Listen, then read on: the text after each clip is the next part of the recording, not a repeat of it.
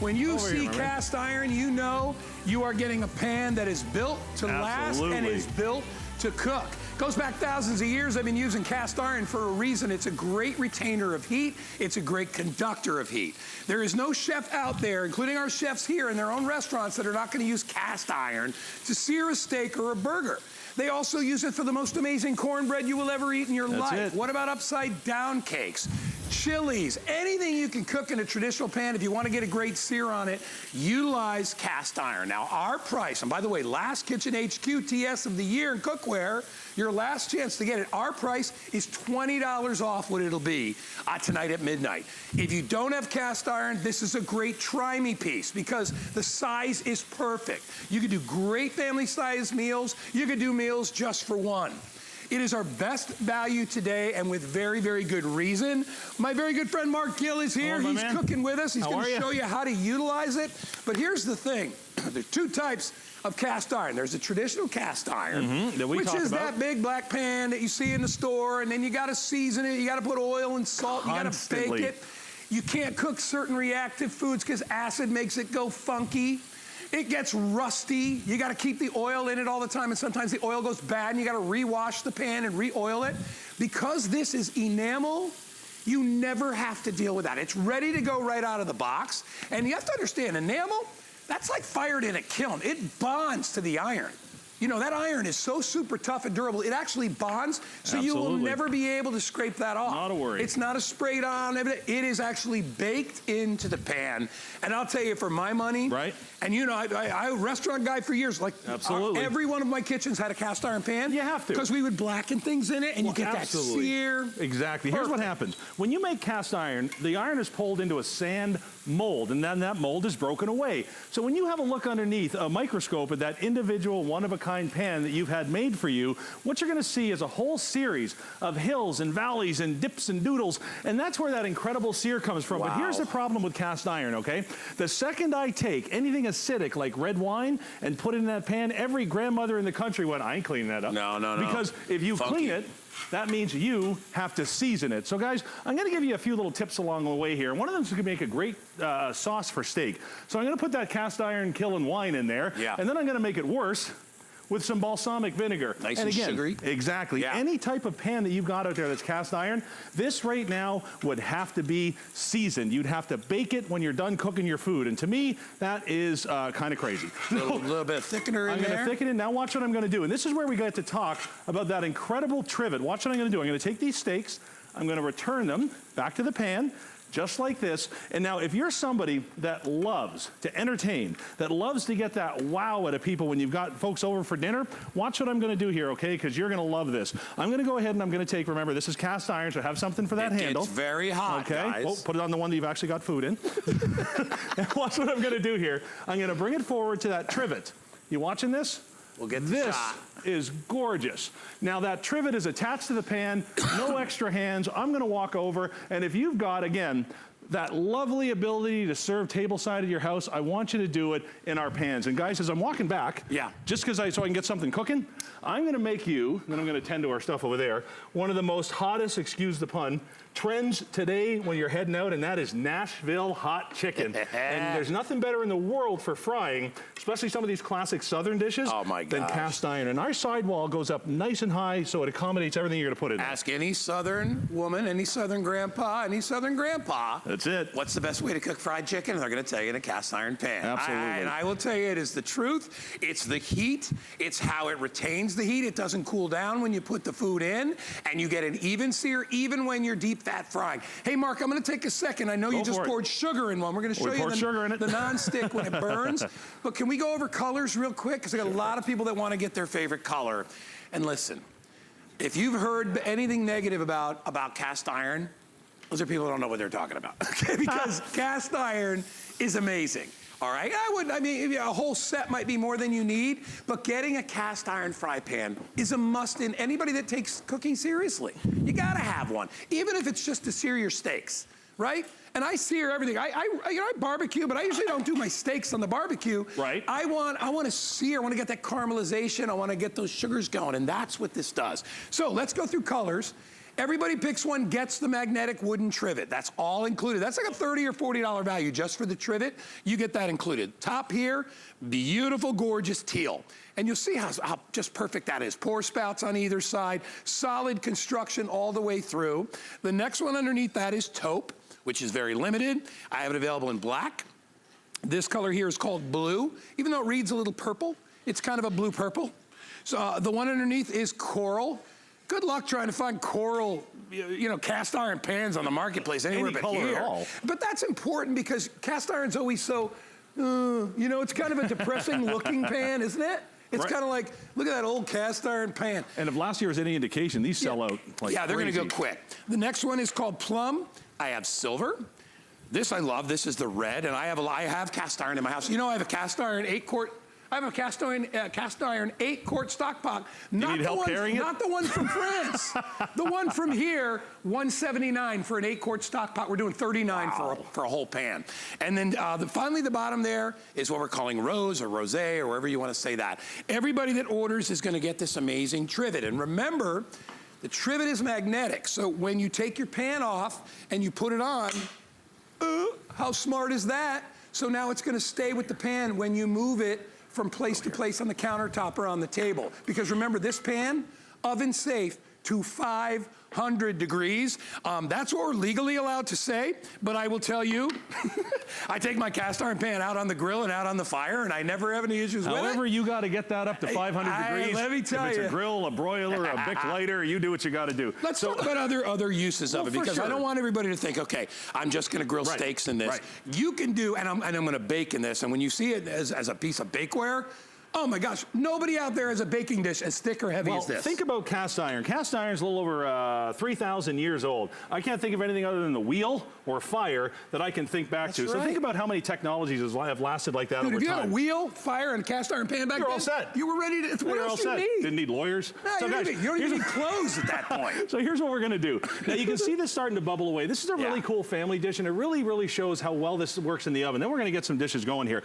I've got my favorite cream soup, cream of bacon. You can use whatever you want. I got some veggies and some fried chicken. Now the chicken, I kept the skin off of, which is around here somewhere. So watch what I'm gonna do, okay? Are you putting dumplings on there? Now this is like that biscuit mix, which I love. So what you're gonna do is you're gonna go ahead and you're gonna put 1 dollop for every guest that you have. Now this is a 10-inch pan. So if you wanna put 4 in, put 4 in. You wanna put 7 in, put 7 in. This accommodates a nice big group. And the amount of time that this is gonna go into the oven is gonna be the amount of time that it tells you to cook that biscuit for us. So guys, here you go. You're gonna take the skin that you saved from your fried chicken, and then you're gonna follow right behind me. You're crackling me up. Hey, he writes his own stuff, ladies and gentlemen. Come on over. That just came to me. In the oven. In the oven, and while I'm here. This is where it shines. Exactly. This is where your cookware shines. You cannot put regular thin aluminum pans in the oven. You're gonna burn it because it's so thin, the temperature goes way up. This holds temperature. All right, lovely bread. Well, I'm going to go to this trivet that I couldn't be more excited about. You guys see this? What the heck? It's there, and then it's gone. All right. No extra hands, no anything. And listen, while I'm walking over here, let me start one of my most viewed recipes on my online cooking show, and that's my pork belly Black Angus burger with pastrami. All right, we got some sugar melt in there. I'm going to get this over on the table because that's the best thing in the world. That bread pudding, by the way, is fabulous. Now, guys, look what we've got going over here, okay? I've got some sugar right here. We're going to make some caramel. You got to be kidding me. And it's important for me today to give you guys a few tips and tricks from around my kitchen. Okay, we're going to let that take its time. But here's what I want you to see. I'm going to start a little cheese melt in here for something I don't think you're expecting. All right, just like that. And here's my little tip for you on searing. Different types of oils and butters have different types of smoke points. If you want, you can add butter and oil to your pan. You don't have to because it's non-stick. But listen, if you want that incredible, there it is, textured, thick, measurable crust on all of your proteins, whether it's chicken, whether it's beef or chops. I'm gonna go ahead and let that get a bit of a steam.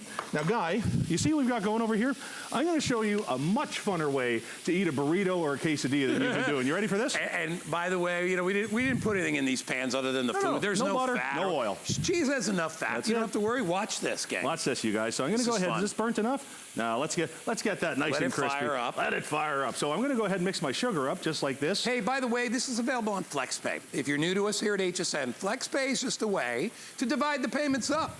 There's no interest, there's no extra fees. We just split it up because we know, especially during this time of year, you're buying several things at once and you want to make it affordable. That's what we do. So if you're worried we got to get to that shot. Are you seeing this? If you're worried that cheese is going to stick, it's sticking to the burrito, but it's not sticking. It will not stick. So I'm going to grab my other Get that spatula. sucker out There we go. Oh, yeah, no problem. Look at this, you guys. This is gorgeous. Mark. So there's my cheese. I'm not finished yet. I'm going to pop that right there, and we're going to take a little bit. Listen, it's all about wowing your guests. It's all about wowing your friends. It's all about having some fun. Having the right tools to do it is out of this world. Let's get that going, and just for fun, let's top it off and follow me to the pan that we just cooked this in. Run, run. Now watch this.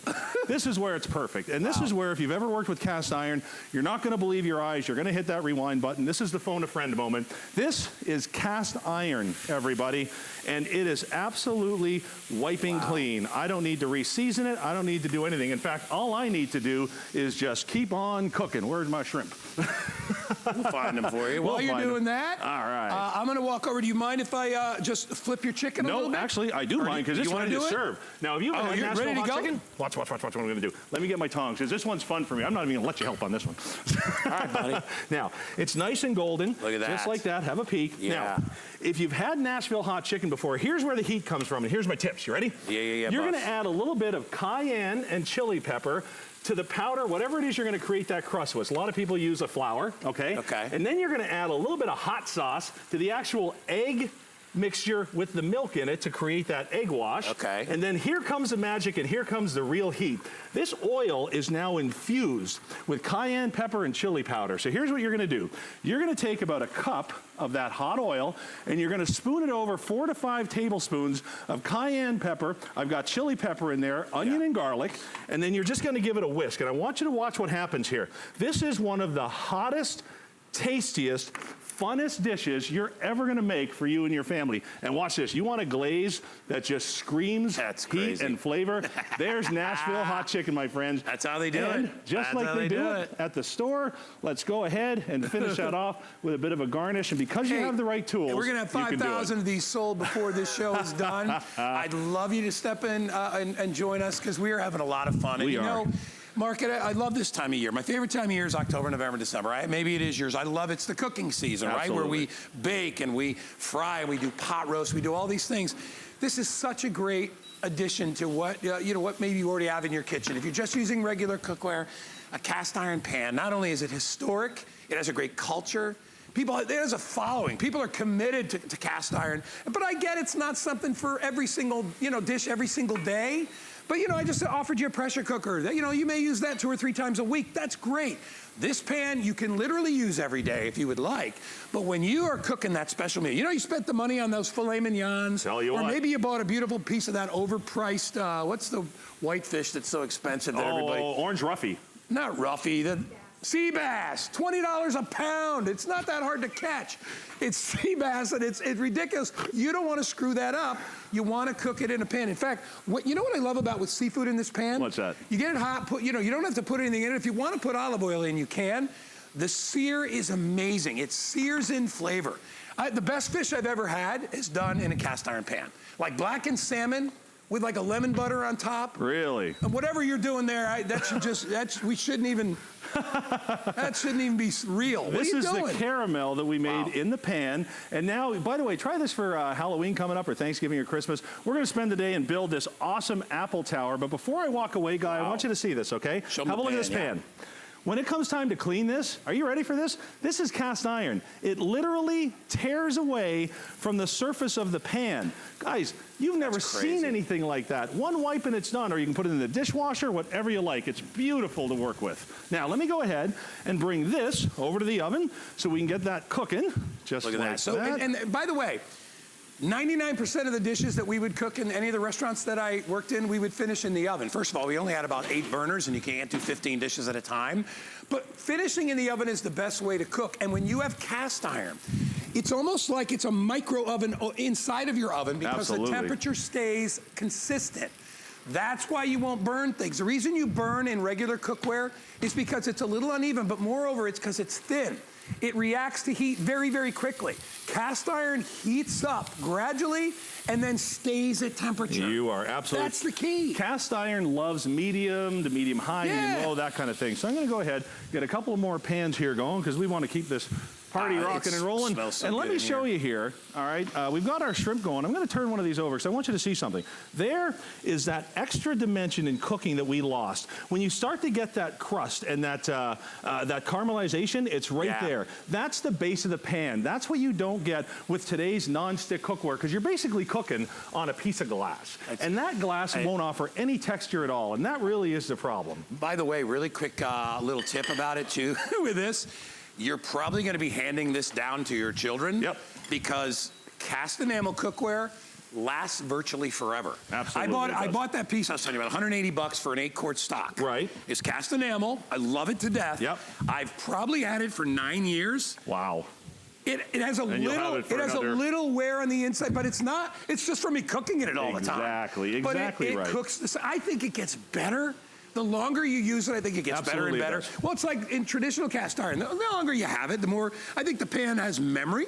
Well, it what has happens a history. It what are you remembers your family's secrets and recipes. Great. Now, I may not have had the temperature right on this, so we're all going to keep our let it sit. I'm just going to let it sit there. Let's have some fun with that. And here's something I got to remind you guys, because I don't bring this up enough. You don't see any butter. You don't see any oil. You don't hear me talk about a release point. You know what that is? That's that 3-minute window on a lot of cookware or less where you go from a perfect meal to what in the world was I trying to do there because of the way that it sticks. So let's go ahead, skin up or skin down. Salmon really doesn't care in this pan. It's going to be just fine either way. So let's go ahead and give this a stir. We've got a little bit of schnitzel going in our oil over there because, I mean, Oktoberfest is happening here, right? Thank you. Let's go ahead, get that going just like that. You're welcome, sir. Man, look at this. A little bit over here, and I'm going to build that burger in just a second. Now, if you come close to this salmon right here, what's going on right here, guys, is the pan is really roasting hot.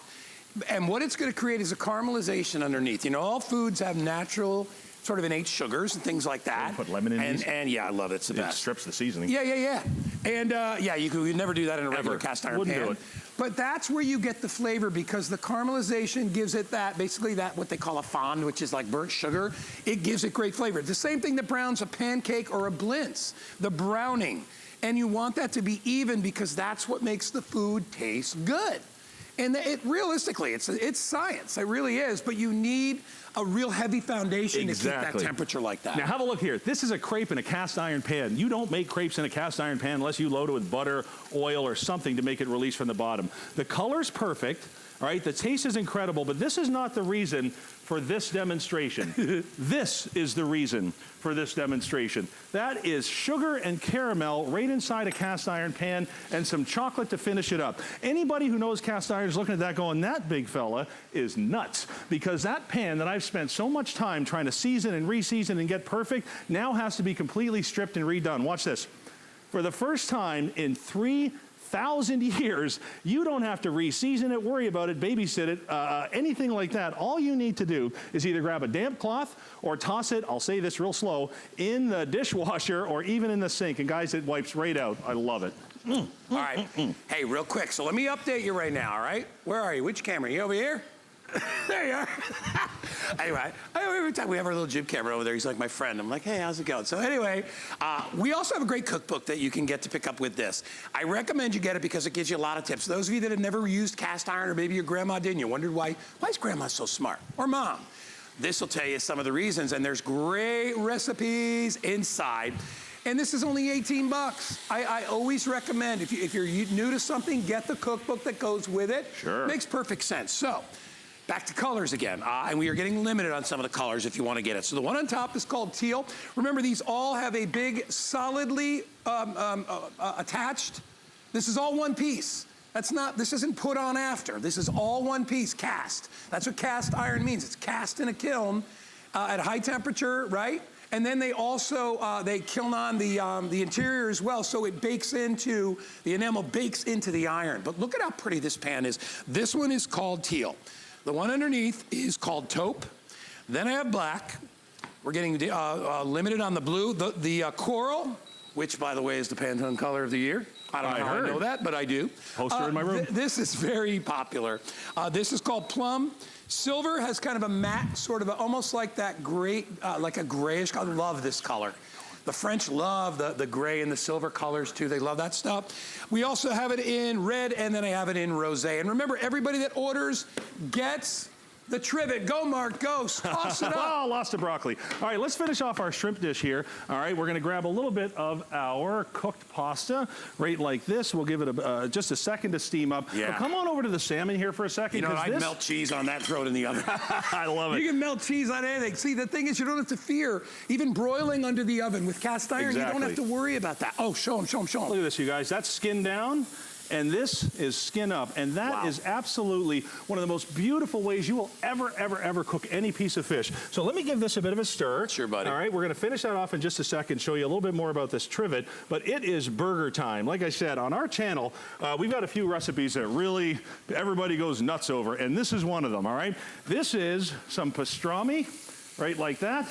And then we've got our burger, right like that. Oh, there's nothing wrong with that. We got a little bit of pork belly on top, right there, and then a bit of lettuce, tomatoes, and Swiss to finish it off, and you have one of the best darn steakhouse burgers you're ever going to come across. Yeah, that's and it's not good. about the burger guy, it's about the cleanup. Could I grab a couple of cloths from there, Sure, right buddy. there, my friend?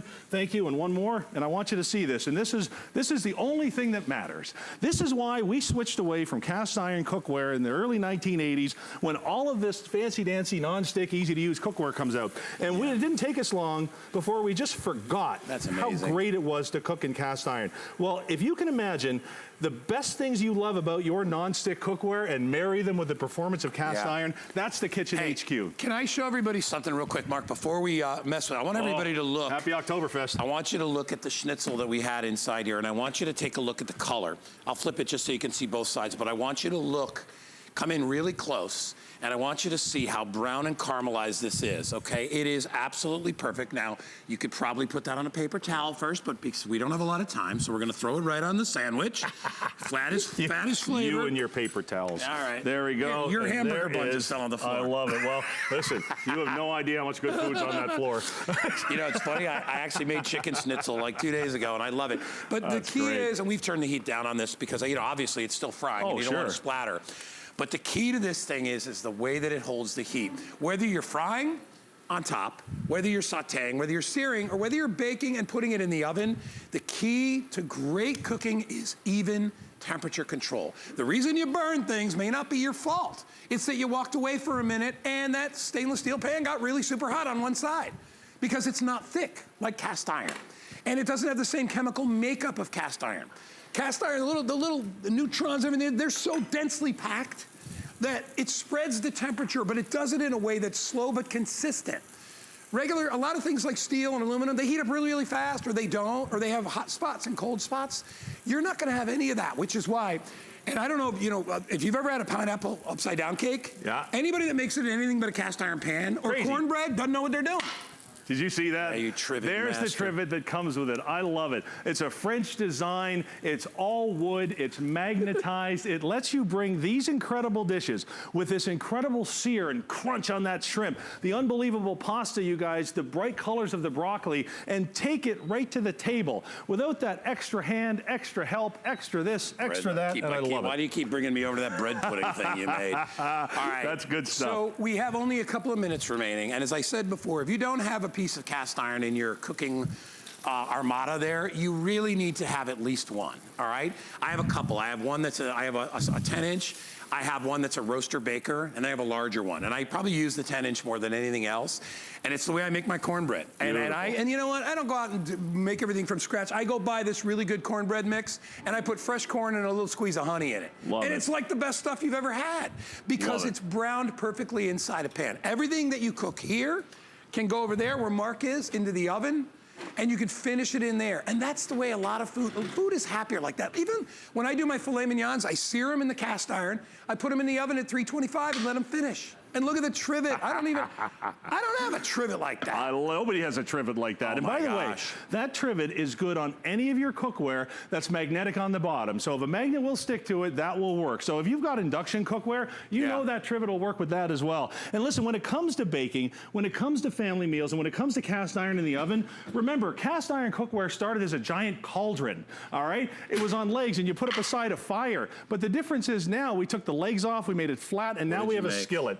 That is a beautiful pot roast that your family's gonna love. Let's take one of our silicone little tools here and just look at this. I mean, it just falls apart, you guys. Now, oh my gosh. You are not gonna get a more even cooked meal ever than cast iron. There's a reason that a handful of things have lasted in our hearts and minds and memories for thousands of years, and cast iron's one of them. It really is. And the reason is the way it performs. It's never, ever faltered. It's never tripped. It's never produced a bad meal. Bad cook, but not a bad meal. It's hard, and by the way, it is virtually indestructible. You can beat this up with any kind of tool you want. You can do whatever you want with it. You're not gonna hurt it.